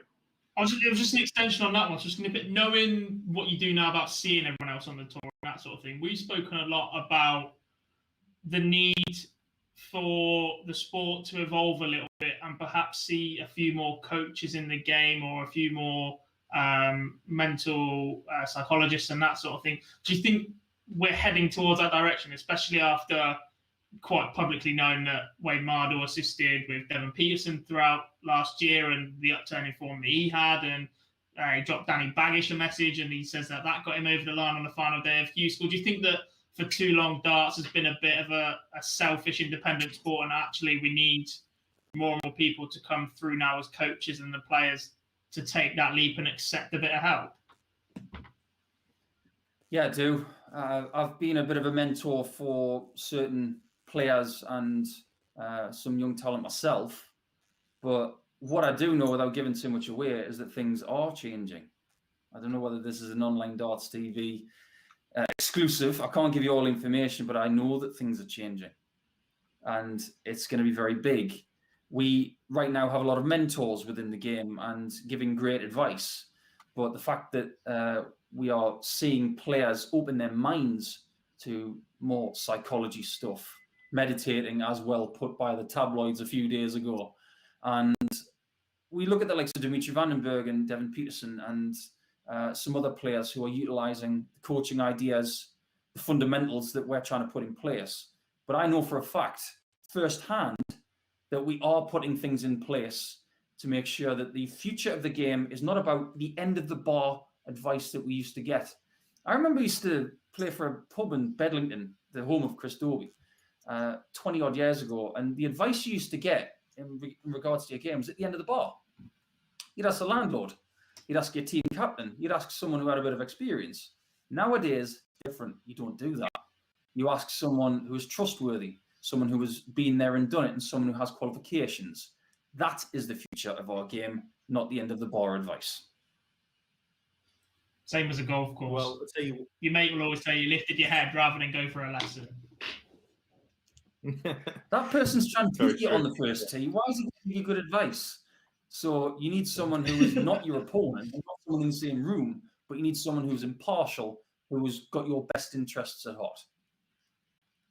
Yeah. So, Paul, you've obviously mentioned about everything in terms of the game and all that. I wanted a couple of quick questions around the Super Series in the UK Open. Obviously, you'll be there on Thursday in Milton Keynes. I presume you'll get the swab up the nose and the COVID test, no doubt, very, very soon, probably after your call with the surgery.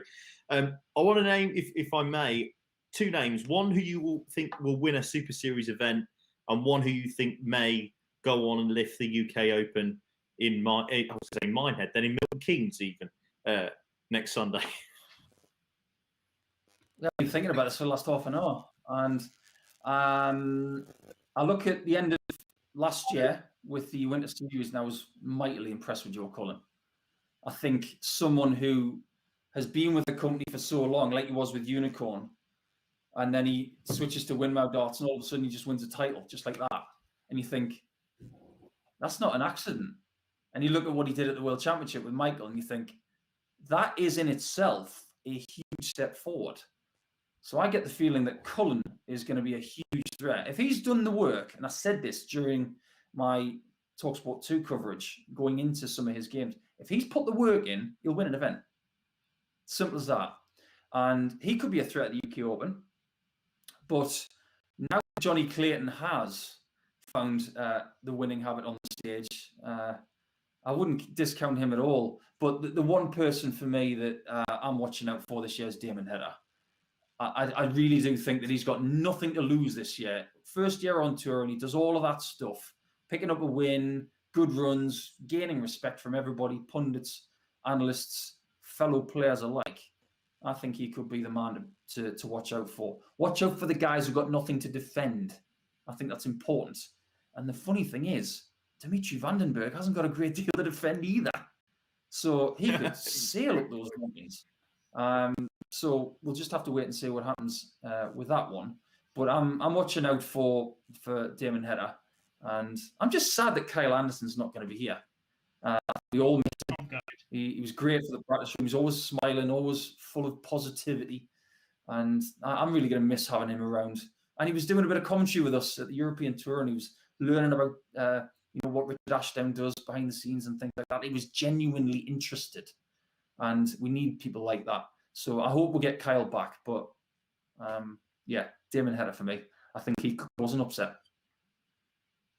I was going to say, Paul, one thing our beloved audience haven't thanked you for, and it stuck with me ever since doing comms with you, is the bagel is now a massive part of our live streaming when people are getting pops. The bagel whitewash is stuck with me, and it's now stuck with our chat room as well. We've got people calling bagels all over the place.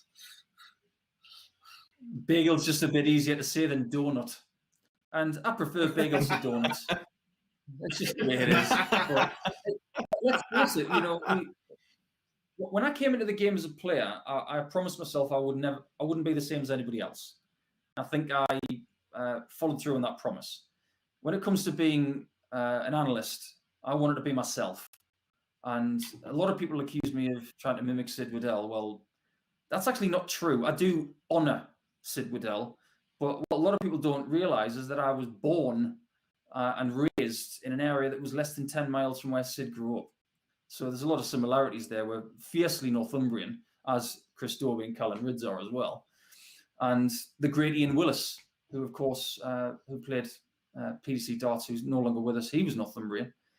But I just want to be myself, and what you see is what you get. And when you're coming up with crazy stuff like bagels and, I once got a dare from Radio 1 as to, what food I was going to mention in the World Championship final on TalkSport. I'm a bit of a foodie, as you know, and I just like to compare things to food. Paul, it's been an absolute pleasure to have you on, mate. Thank you very much for taking the time to join us this evening on the Live Lounge, mate. Massively appreciated it, and we look forward to seeing you in the flesh sometime soon, now that Boris has given us a roadmap to normality. Yeah, looking forward to it. June 21st, bring it on. But stick it Online Darts, of course, for your coverage of the Super Series 1, and I will be there on Thursday with Dan Dawson and Chris Murphy. So tune in via both channels, and I will see you this weekend. Nico, absolute Cheers, pleasure, mate, Paul. for your time. Mate, thank you.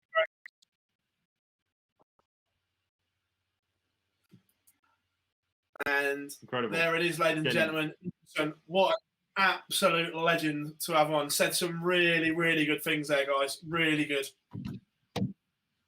Incredible, really. To have the last hour basically with a BDO world champion, with a world champion in darts, and also Players Championship winner, the only one who didn't make the Premier League. I wasn't going to bring that one up, but the only one not to make the Premier League, as we've always talked about. But more importantly than that, the two of the best pundits in the business. And if you ever get a chance to listen to Sky and PDC TV, I think I've learned so much over the last couple of years listening to Webby and Nico both talk me through a game of darts. I've learned a lot more than I really actually thought I would do. And if you get the opportunity to do so, everybody, follow their coverage on Thursday, absolutely, on PDC TV alongside ours, and listen at times to what Nico says. Listen at times in terms of choosing between the two coverage. Because if you listen to Nico, you learn a lot more about the game. 100%. If I was picking an all-star, we've said this before, they'd both be on my all-star punditry team. 100%. Correct.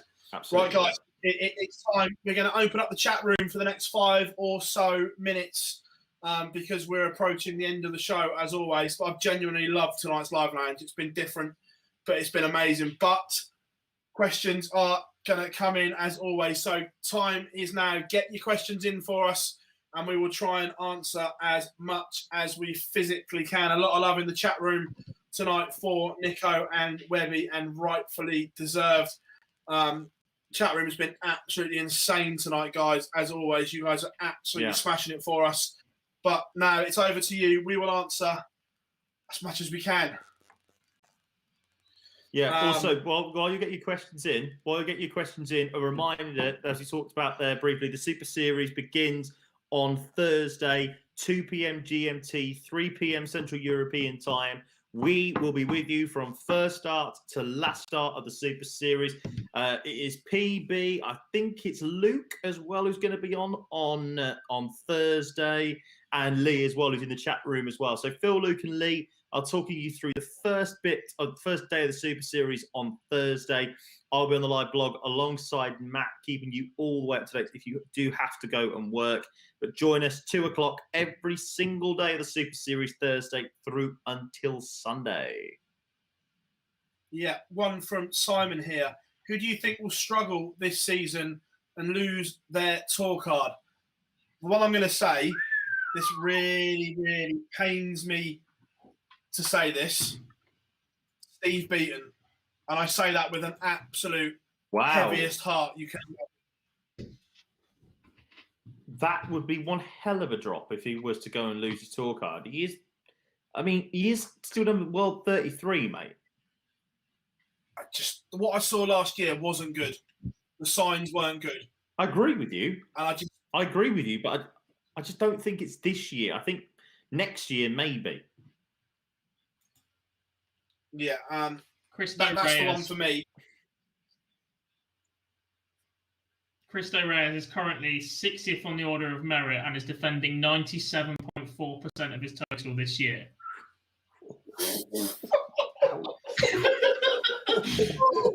Next question, please, Owen. Next question, please, Owen. Before we go to the next question, huge shout out in the chat room to the reigning, defending windmill world master, John O'Shea. The Joker is in the house. Hope you are doing well, my friend. Thanks very much, John. We really do appreciate it. Always Thank you very much indeed. Well, Cristo Reyes, you've got issues. Get back to that bar in Tenerife. Please. I love the comment from David Curtis here. He went, "This is the best way to spend a Monday night," and then he followed it up, "Well, as a single man, anyway."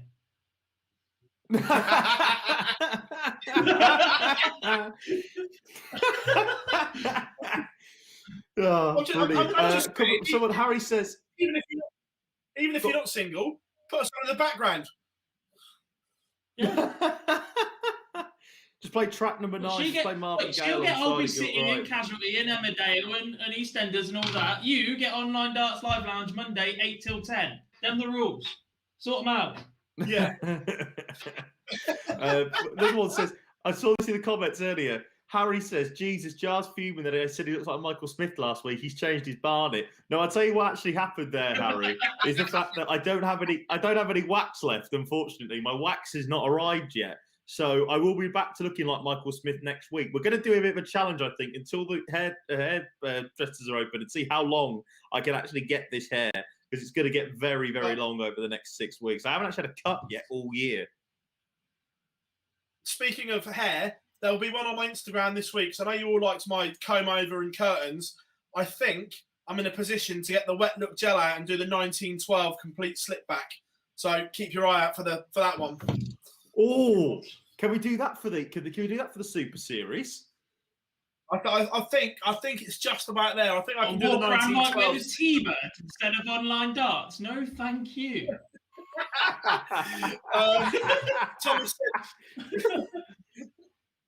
Thomas says, is MVG using his new darts? I believe, unless he changes his mind, that we will see the new ones in the Super Series, mate. Yes. And just the one under it, John says, what's the optimum time for a boiled egg? Not a boiled egg fan, mate. More of a poached egg myself. But as you get in the water ready, stirring it, you've got to get that counterclockwise stirring to make it good. My tip for my cuisine tip for the day. Dartsman says, "What's your opinion on Ricky Evans? If you've ever heard us, you know we absolutely love him. He's brilliant. He's brilliant. Absolutely brilliant." He would be watching us. Did you see what he put on Twitter earlier? Luke Woodhouse said he was watching the shows. Hello, Woody. He's already jumped in the comments. Ricky Evans replied saying, "Catch up with these guys. Haven't missed an episode since November, but he has to listen to it back on Spotify because we distract him from his practice too much on the video. So sorry, Ricky. You're listening to this later in the week." And there's a question about Ricky Evans in the questions. Where was it? It was said, I think, opinions on Ricky Evans. Absolute top lad and the potential to go and win something big. Really is top lad, Ricky. I'll say this, right? Very quickly on this. Yeah, good point, actually. Poor bloke can't even connect to his Wi-Fi. That's somebody saying something. Do you think Stecky Boy 123 says, do you think the Worlds will ever move abroad? Oh, good question. I know Philip is shaking his head, and I appreciate why, because Sky rule the roost, and Sky will try not to let the Worlds move abroad, and the Ali Pali is special. But if the growth continues to happen in Europe, do we reckon maybe one day we could be going to Berlin at Christmas time? No. Not Welsh. The only chance the only chance you had was while COVID was about, if there was an option to put it somewhere where fans in the UK were massively behind. Look, as long as Barry's there, no chance. The same with the Crucible and the snooker. Once these events have a home, they ain't moving. They'll create new events, they'll create new homes, and they might move perhaps the Grand Prix, but obviously host the Pro Tour before for that weekend setup. But no, the Worlds is not going anywhere. No. Andrew says, who will have the best Super Series out of the first-time tour card holders? One UK player and one Euro. Okay, so I've got the Q School Order of Merit up. And I don't know whether this would be like a first-time tour card holder, and I don't know whether this is allowed, but I'm going to go with Martin Schindler from the European Tour. I really like what I saw with him, and I appreciate he's already been a tour card holder, but he's got his tour card back, so I'm going to go with it. I'm going to have that. But I think that Shindy played really, really, really good stuff. Really excited to see what he can do this year. I'm going to throw in a pick that a lot of people have said in the chat room, and I am 100% with you on this. I am very much looking forward to seeing Alan Suter play at the Super Series. The man has got bags of talent, Scottish captain.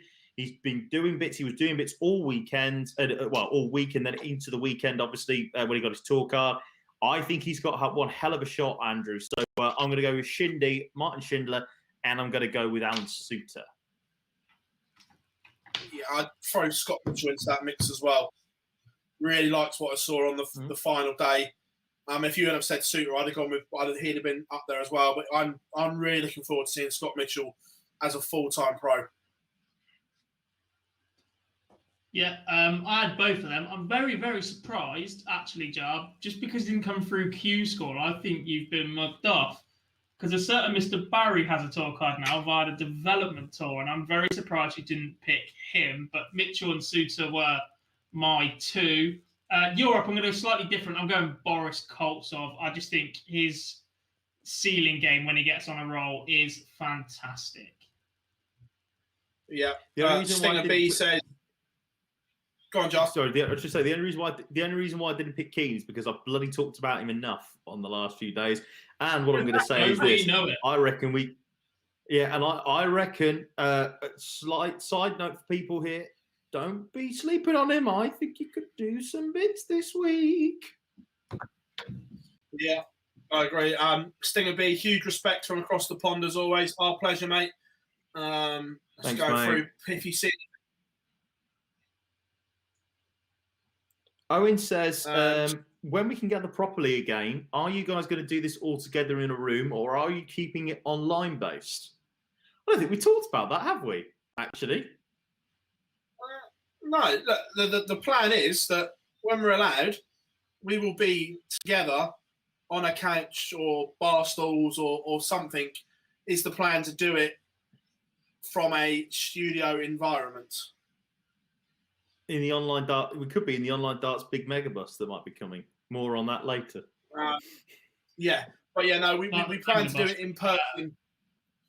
The live lounge is here to stay, but it will be evolved, and COVID means we have to do it via this way at the moment. But long term, in person.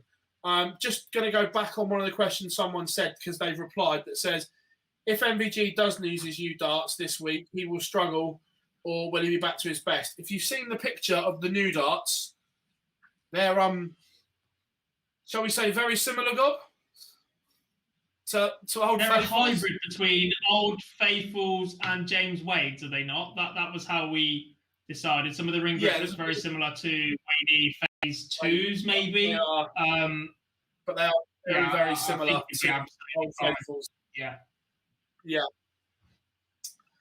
John 100%. O'Shea's, by the way, has come back in. John O'Shea's come in and said, agreed, suits as a machine. Look, if the reigning and defending world master says that, I'm reckoning we could be seeing some really good stuff from him, definitely, on that one. Simon asks, will anyone win their first major tournament this year? Do you know what? Yes, they will. And I'll tell you who it's going to be. I think so as well. It will be the Merv King show. Merv will finally do it. Please. I reckon. Do you know what? Please. Do you know what? I'm going to say this now. If he gets a nice draw, and I think it might happen, I reckon the UK Open could be it. The way that he loves an ITV4 event, does Merv? Made the final the last two. The thing is, though, if he goes on to make the final of the UK Open and he made the last 3 ITV finals, which then means 3 of the last 4 televised events, and he won't be in the Premier League, and I'll be sat there gutted, because that's more consistent than the majority of the Premier League field. I think there's too much. I think there's too much baggage with him. Too much scar tissue. I genuinely do. Disagree, You Phill. can't lose. I disagree. You can't lose that many I think finals and it not have an effect. I think the Merverts are going to I be. I do think there will be a new major winner this year, and towards the back end of last season, I liked what I saw with the Rockstar. I think there is a major title in the chat as well within Joe Cullen this year. I just liked what I saw. A lot of people have said it. A lot of people have said that in the chat room. Hetter's a great shout. Seeing that for people, Juanita being one of them. Imagine our surprise Juanita's backing the Australian. I too think there will be, but I'm not going to say who, because that wasn't the question. It was just will there be, and I'm going to say yes. Whoa. Oh, go on, God. No. Can we have some freezers? We need to get those splinters out. All right. I think we see him return to the form that we saw the back end of summer. Was it August, September time? And Devon Peterson. Ooh, shout. Heard it here first. I mean, we have. The thing is, though, we haven't seen him really get back to his best ever since he told MVG that he was living in his head rent-free, have we? Let's be brutally honest about it. No, but he was another one who played through injury, and such is the way that the World Championships is weighted. The risk of missing out on that prize money, even for the first round, just means that players put themselves through a lot more. I'm hoping, given the statement that I've just made, that he's one that's been away, rested up, practiced where he needs to, strengthened the wrist back up, and will come back somewhere near the level of Devon that lost to Gerwin Price in a Pro Tour final and then won a Euro Tour the following week. Shouldn't play mind games with the master, as Wayne Mardell once said. I'll say this. Here's one for you. Owen asks as well, Michael Smith, Dave Chisnall, or Ian White, which one of those will win a major first? Easy answer for me. Smith. Easy answer. only one of them will win one. And that'll be Michael Smith. 100%. Correct. To be fair, Stinger B, good question here from the States for us guys. I actually quite like this. I've never thought about this till he said this like that. He said, what do you think about treating each US state as a country for expanding the US market, like the World Cup, for example, a New York tour? I quite like that because America is such a huge country. I like that idea. I've got to say, if each state, again, I don't know how big darts is in every state, if every state had a tour, and then you play to a winner, then you've got a massive tournament at the end to find out who's the king. Yeah. You then personally believe that it's a lot bigger on the East Coast, and then you've got some in Canada as well. And that's the problem, that I think it's very much West Coast Canada and East Coast USA. So even trying to get them guys in the same room is a pain in the ass, which is why the CDC guys with their virtual tour this year and that sort of thing, I think they're definitely going about it the right way. They'd be people that would, as much as we don't want them playing soft tip, a similar setup that means you can play without being in the same room for steel tip would be magnificent for American darts. Yeah, we've got time for one more question, I think, before we get to 2 hours. And Tommy, here's a question for you, and this is a question more for Gob, I think, more than anything else. Who's had a better career, Adrian Lewis or James Wade? For me, this is an easy answer. This is an easy answer for me as well. And despite the fact it's been massively underperforming, it's Adrian Lewis. Two-time, at the end of the day, and we've said this multiple times, it's Adrian Lewis. No. Are you mad? When all is said and done, what do we measure people on in this sport? Trophies. Correct. World titles. James Wade, for me, is the best player to have ever won the World Championship. But until he gets over that line, Lewis has had a better career as the two-time world champion. That's like Lewis saying Jordan Henderson's better than Steven Gerrard because he won the Premier League. I agree with this that. team, he is. I'm sorry, but like, I know, and also, but he wouldn't fit in this about system, this. the point I'm trying to make. But yeah, honestly, Genuinely at about the end this, of the day, right? when everything is said and done, world titles are the be-all and end-all of being a dart player. They just are. That's the way about Lewis had a great prime. There's no doubt about that. Lewis had a great prime. Those 2 years between 2011 and I'd even go as far as to say 13, when he was playing Taylor in the match play final and the Grand Slam semi-final, he was, for me, the best darts player on the planet at the time.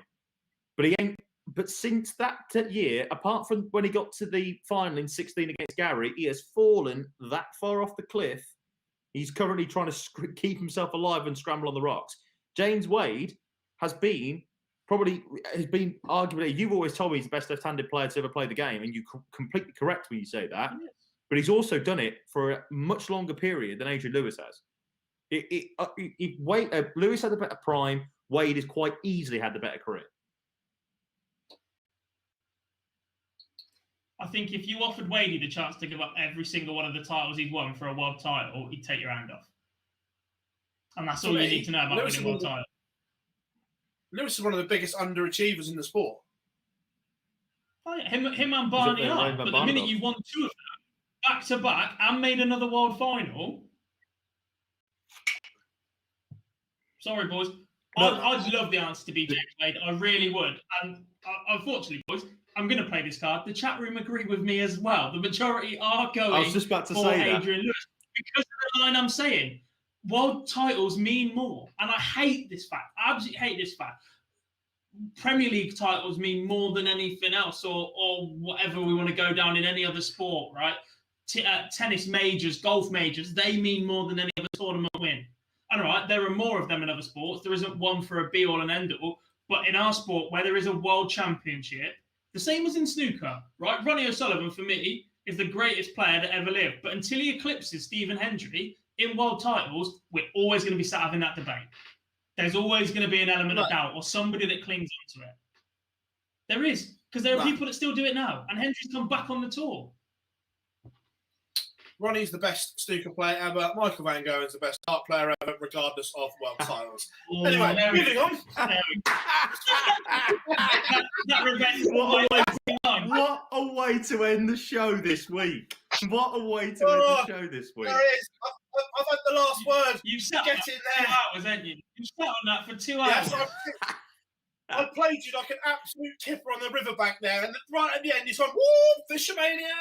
Well, in that case, I think you can film the next trick shot video, Phil. Go on.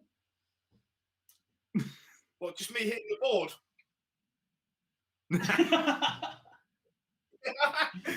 I'll tell you what, we got to wrap this up. Everyone, it's absolutely amazing the last 2 hours. This is up there with one of the best live lounges we've done. I've enjoyed every single minute of it. I want to thank everyone in the chat room who has contributed for the last few hours. And of course, Nico, Webby, absolutely top drawer. For one last time, please smash that subscribe and like button, ladies and gentlemen. It's been absolutely amazing. I've been Phill Bars, as always, joined by Jack Garwood and Jarleth Eaton. We will be back for the live stream on Thursday, 4 days of streaming. And then we also will have a live lounge preview of the UK Open next week as well. Ladies and gentlemen, good night. God bless. See you soon.